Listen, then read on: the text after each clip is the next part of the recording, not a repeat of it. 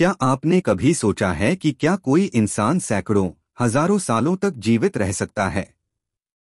क्या कोई ऐसा वीर भी हुआ है जिसे काल भी अपने पास बुला न सका? आज हम आपको ऐसे 7 महाशक्तिशाली योद्धाओं की कहानी सुनाने जा रहे हैं, जिन्हें मृत्यु ने कभी नहीं छुआ। ये हैं वो 7 अमर रक्षक, जिन्हें चिरंजीवी कहा जाता है। ये गाथा केवल रहस्य नहीं, सनातन धर्म की अनकही विरासत है। इस डॉक्यूमेंट्री में हम आपको बताएंगे कि ये 7 अमर वीर कौन हैं, क्यों ये अमर कहलाते हैं और आज भी धरती पर किस रूप में विचरण कर रहे हैं। तो आइए इस अद्भुत यात्रा की शुरुआत करते हैं।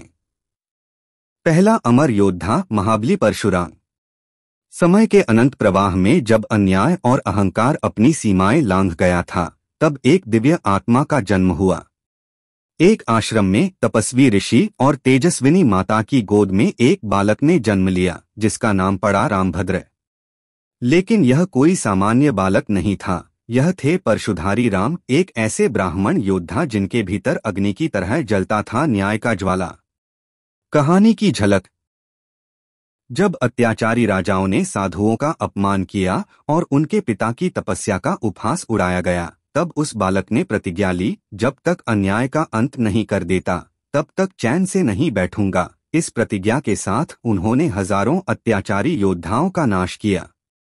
कहा जाता है कि उन्होंने 21 बार पृथ्वी को दुष्ट शासकों से मुक्त किया। क्या आप जानते हैं, उन्होंने युद्ध विद्या शिवजी से प्राप्त की थी और भगवान शंकर ने उन्हें अमरत्व का वरदान भी प्रदान किया। आज कहाँ है परशुराम? मान्यता है कि परशुराम हिमालय की दुर्गम कंदराओं में गहन साधना कर रहे हैं। यही नहीं, भविष्य में जब विष्णु के अंतिम अवतार कल्कि पृथ्वी पर आएंगे, तब परशुराम ही उन्हें शस्त्र विद्या का ज्ञान देंगे। नंबर 2 अमर योद्धा महाबली। शौर्य और समर्पण की प्रतिमूर्ति पवनपुत्र महाबली एक ऐसे दिव्य योद्धा थे जिन्हें देवाधिदेव शिव का अवतार माना जाता है। यह वीर अकेले ही संपूर्ण लंका का विध्वंस कर सकते थे, किंतु उन्होंने प्रभु श्री राम की सेवा को ही अपना परम धर्म समझा। रामायण के समय जब माता सीता का पता लगाना असंभव प्रतीत हो रहा था, तब उन्होंने समुद्र पार कर लंका पहुंचकर अशोक वाटिका में माता सीता को श्री राम का संदेश दिया। उस महान कार्य से उनका नाम रामदूत पड़ा। लंका में उन्होंने अपने तेज से रावण की संपूर्ण नगरी को अग्नि में झुलसा दिया था। जब युद्ध के दौरान लक्ष्मण मूर्छित हो गए, तो वही वीर हिमालय की चोटी से संजीवनी औषधि ले आए, जिससे लक्ष्मण पुनः जीवन को प्राप्त हुए। उनके पराक्रम की कोई सीमा नहीं थी। माता सीता ने उनके अद्वितीय साहस और भक्ति को देखकर उन्हें आशीर्वाद दिया कि वे कालजयी होंगे। कालांतर में जब प्रभु श्री राम वैकुंठ लौटने लगे, तो महाबली ने प्रार्थना की, प्रभु मुझे भी अपने साथ लीजिए, मैं आपके बिना इस धरती पर कैसे रह सकूंगा। तब भगवान ने कहा, हे वीर, तुम्हारा कार्य अभी समाप्त नहीं हुआ है। कलयुग में जब धर्म पर संकट आएगा, तब तुम्हारी आवश्यकता पड़ेगी। तुम वहीं रहना जहां मेरे नाम का उच्चारण हो। मेरे प्रत्येक भक्त की सहायता करना। तब से महाबली अदृश्य रूप में इस धरती पर विराजमान हैं। कहा जाता है कि वे उत्तर की पर्वत श्रृंखलाओं में स्थित दिव्य गंधर्व पर्वत पर निवास करते हैं, लेकिन जब भी कोई हृदय से राम का नाम लेता है, वे वहीं प्रकट होकर उसकी रक्षा करते हैं। भविष्य में जब अधर्म पूरी तरह हावी हो जाएगा, तब भगवान विष्णु कल्कि अवतार लेकर इस पृथ्वी पर धर्म की पुनः स्थापना करेंगे। उस समय यह अमर वीर अन्य चिरंजीवियों के साथ मिलकर कल्कि भगवान की सहायता करेंगे और दुष्टों का संहार करेंगे। आज आवश्यकता है कि हम अपने प्राचीन सनातन धर्म की जड़ों को पुनः पहचानें और जनवरी से जनवरी तक इसका ज्ञान पहुंचाएं। यदि आप भी धर्म के इस अभियान में साथ देना चाहते हैं, तो कृपया चैनल को सब्सक्राइब करें और जय महाबली वीर कमेंट करना न भूलें, ताकि उनकी कृपा सदा आप पर बनी रहे। नंबर 3 राजा महाबली। पुराने युगों में दैत्यों के कुल में एक अत्यंत परोपकारी और धार्मिक सम्राट उत्पन्न हुआ, जिनका नाम महाबली था। वे महान तपस्वी प्रहलाद के वंशज थे और अपनी उदारता, न्यायप्रियता एवं भक्ति के लिए समस्त लोकों में प्रसिद्ध थे। अपने पराक्रम से उन्होंने पृथ्वी, आकाश और अधोलोक तक का शासन प्राप्त कर लिया था, यहाँ तक कि देवलोक भी उनके अधीन हो गया। इंद्र सहित सभी देवता इस स्थिति से व्याकुल हो उठे और संकट से उबरने के लिए भगवान विष्णु की शरण में पहुंचे। देवों की प्रार्थना सुनकर विष्णु ने एक विशेष रूप धारण करने का संकल्प लिया और वामन नामक बौने ब्राह्मण के रूप में पृथ्वी पर अवतरित हुए। उस समय महाबली एक महायज्ञ का आयोजन कर रहे थे, जहां सभी को मुक्त हाथों से दान दिया जा रहा था। वहीं वामन ब्राह्मण भी पहुंचे और उन्होंने सम्राट से केवल 3 पग भूमि की याचना की। यह विनम्र अनुरोध सुनकर राजा ने सहर्ष स्वीकृति दे दी, किंतु उनके आचार्य शुक्राचार्य इस रहस्यमय ब्राह्मण को पहचान गए। उन्होंने बलि को सतर्क करते हुए कहा कि यह कोई साधारण मानव नहीं, बल्कि साक्षात विष्णु हैं, जो तुम्हारी सत्ता का अंत करने हेतु आए हैं। परंतु राजा बलि ने धर्म और वचन पालन को सर्वोपरि माना और चेतावनी की अवहेलना करते हुए अपना वचन निभाने का निर्णय लिया। जैसे ही बलि ने वामन को भूमि दान दी, ब्राह्मण का रूप तत्काल विराट हो गया। उनके पहले चरण में समस्त धरती समा गई, दूसरे में समस्त आकाश और स्वर्गलोक। जब तीसरे पग के लिए कोई स्थान शेष न रहा, तो सम्राट ने अपनी आस्था और निष्ठा प्रकट करते हुए स्वयं को अर्पित कर दिया। उन्होंने भगवान से निवेदन किया कि तीसरा पग वे उनके मस्तक पर रख दें। भगवान विष्णु उनके इस समर्पण और सत्यनिष्ठा से अत्यंत प्रसन्न हुए। उन्होंने बलि को वरदान स्वरूप पाताल लोक का सम्राट घोषित किया और अमरत्व प्रदान किया। साथ ही यह भी वचन दिया कि हर युग में उनकी कीर्ति अमिट बनी रहेगी और लोग उन्हें धर्म, दान और भक्ति का प्रतीक मानकर स्मरण करेंगे। आज भी दक्षिण भारत के ओणम पर्व में राजा महाबली की स्मृति में उत्सव मनाया जाता है। ऐसा माना जाता है कि उस दिन वे धरती पर अपने प्रजा का हाल जानने आते हैं। उनकी कथा यह सिखाती है कि सच्चा बल केवल सत्ता में नहीं, बल्कि त्याग और वचन पालन में होता है। नंबर 4 इंच विभीषण रावण के छोटे भाई थे और एक धर्मनिष्ठ, सत्यप्रिय और श्रीराम भक्त व्यक्ति थे। जब रावण अधर्म के मार्ग पर गया, तो विभीषण ने उसका साथ छोड़कर श्रीराम का साथ दिया। श्रीराम ने युद्ध के बाद विभीषण को लंका का राजा बनाया और उन्हें आशीर्वाद दिया कि वे युगों युगों तक धर्म की रक्षा के लिए जीवित रहेंगे। चिरंजीवी बनने का उद्देश्य। विभीषण जैसे पात्रों का चिरंजीवी होना इस बात का प्रतीक है कि धर्म, सत्य और भक्ति अमर होते हैं।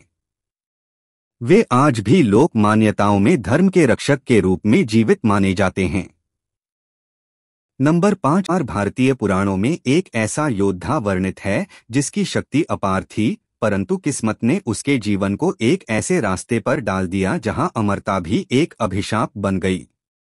हम बात कर रहे हैं गुरु द्रोण के पुत्र अश्वत्थामा की, जिसे न केवल युद्ध कौशल में अपराजेय माना जाता था, बल्कि उसकी तपस्या और भक्ति ने उसे शिव का वरदान भी दिलाया। शौर्य से श्राप तक का सफर।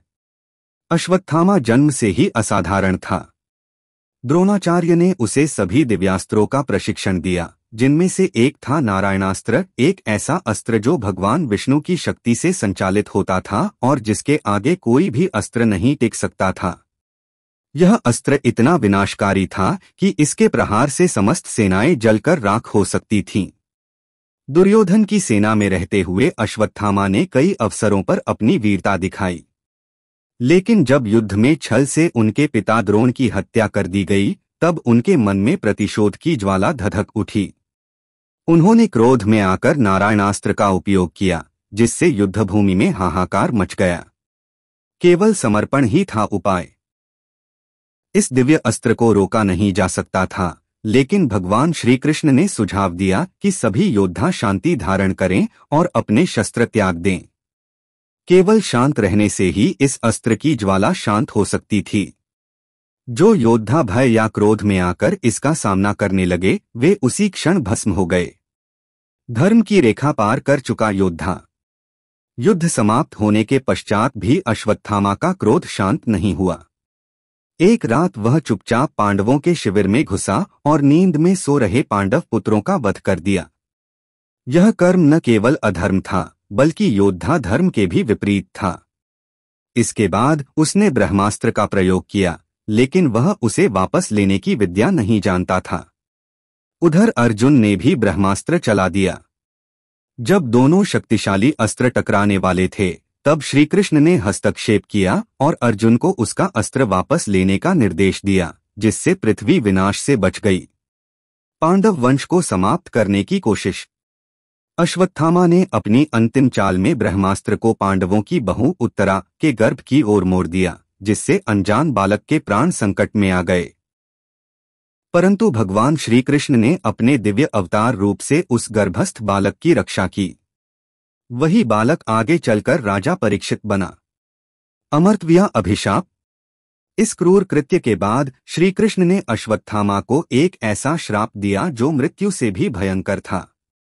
उसे अनंत काल तक पृथ्वी पर जीवित रहने का श्राप मिला, न कोई शांति न कोई मोक्ष। साथ ही उसके मस्तक से दिव्य मणि को भी निकाल लिया गया, जिससे उसका शरीर सदैव पीड़ा में रहने लगा। आज भी जीवित है क्या अश्वत्थामा? भारत के विभिन्न भागों में आज भी मान्यता है कि अश्वत्थामा जीवित हैं। हिमालय की गहराइयों, उत्तराखंड की निर्जन वादियों या मध्य प्रदेश के जंगलों में कई साधुओं ने ऐसे व्यक्ति के दर्शन की बात कही है। लंबा, बलिष्ठ, पीड़ा से ग्रस्त और घावों से सना शरीर, जिससे दुर्गंध आती है। कई बार वह खुद को अश्वत्थामा बताता है और कहता है कि वह अपने पापों का प्रायश्चित कर रहा है। असीरगढ़ किला, जो बुरहानपुर जिले में स्थित है, वहां के शिव मंदिर में कहा जाता है कि हर सुबह कोई अज्ञात व्यक्ति पूजा कर जाता है। मंदिर में ताजे फूल और जल का चढ़ावा मिलता है, पर मंदिर हर रात बंद रहता है। पुजारी मानते हैं कि यह वही श्रापित योद्धा हो सकता है। नंबर 6, गुरु वसुश्रव। भारतीय धार्मिक गाथाओं में जिन 7 अमर पुरुषों का उल्लेख मिलता है, उनमें गुरु वसुश्रव का स्थान विशिष्ट है। इनका जीवन साधना, ज्ञान और युद्धकला की त्रिवेणी रहा है। इनका जन्म किसी साधारण प्रक्रिया से नहीं हुआ था। उनके जन्म की कथा रहस्यों से भरी है। प्राचीन समय में महामुनि तीर्थदर्शी एकांत वन में तपस्या में लीन थे। उनकी साधना की गूंज स्वर्गलोक तक पहुंची, जिससे देवराज भयभीत हो उठे। स्वर्ग के राजा ने उनकी तपशक्ति को विचलित करने के लिए सुंदरियों की रचना की और एक दिव्य नर्तकी को उनके पास भेजा। इस स्त्री की उपस्थिति ने मुनि की एकाग्रता भंग कर दी, जिससे उनके दिव्य अस्त्र से 2 जीवन रश्मियां उत्पन्न हुई, एक पुरुष बालक और एक कन्या। इन्हें वनवासी तपस्वियों ने पाया और नाम दिए वसुश्रव और श्राविका। इन दोनों बच्चों को बाद में राजा विराजेंद्र ने अपने संरक्षण में लिया। वसुश्रव को राजसी विद्या, नीति, अस्त्र शस्त्र और वेदों का प्रशिक्षण प्राप्त हुआ। समय के साथ वे युद्धकला और शास्त्रों के मर्मज्ञ बन गए। उनका ज्ञान इतना व्यापक था कि उन्हें युवराजों और सेनापतियों का मार्गदर्शक बना दिया गया। गुरु वसुश्रव ने राज्य सूर्यनगरी के युवाओं को धर्म, सदाचार और रणनीति की शिक्षा दी। उन्होंने दोनों प्रतिद्वंदी कुलों, सूर्यवंश और चंद्रवंश को समान रूप से ज्ञान प्रदान किया। जब 2 शक्तिशाली राजकुलों के बीच महासंग्राम छिड़ा, वसुश्रव ने तटस्थ रहकर धर्म की रक्षा की, लेकिन युद्ध में उनका स्थान चंद्रवंश के साथ रहा। युद्ध के अंत में जब पूरी सेना नष्टप्राय थी, वसुश्रव उन कुछ चुनिंदा योद्धाओं में से थे जो जीवित बचे। उनके संयम, नीतिपूर्ण आचरण और अध्यात्म के कारण उन्हें भगवान विष्णु ने अविनाशी जीवन का वरदान दिया।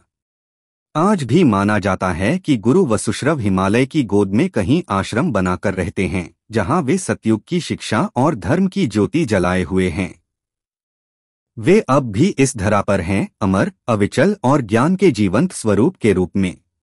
नंबर 7, महाज्ञानी कृष्णद्वैपायन। पुरातन काल के अति तेजस्वी मुनियों में से एक कृष्णद्वैपायन का जन्म द्वापर युग की संधि बेला में हुआ था। इनका उद्गम मुनि पराशर और एक मछुआ कन्या कल्याणी के संयोग से हुआ। प्रारंभ से ही विलक्षण बुद्धि और साधना के पथ पर अग्रसर इस ऋषि ने ज्ञान के अपार समुद्र वेदों को 4 मुख्य प्रवाहों में विभक्त कर मानव सभ्यता को अध्यात्म का एक सुलभ मार्ग प्रदान किया। इनकी सबसे अनुपम कृति जय नामक महाग्रंथ थी, जो आगे चलकर महाभारत के रूप में प्रसिद्ध हुई। यह ग्रंथ न केवल युद्ध की गाथा है, बल्कि नीति, धर्म और मनोविज्ञान का महासार है। कहा जाता है कि उनकी तपस्या और चेतना की गहराई देखकर उनके पिता ने उन्हें चिरंजीव होने का वरदान दिया। वे समय के प्रवाह से परे भूतकाल, वर्तमान और आगत को अपने ध्यान से स्पष्ट देख सकते थे। उनकी दृष्टि में काल कोई बंधन नहीं था। कृष्णद्वैपायन ने केवल ग्रंथ नहीं रचे, बल्कि युगों को दिशा देने वाली चेतना को शब्दों में बांधा।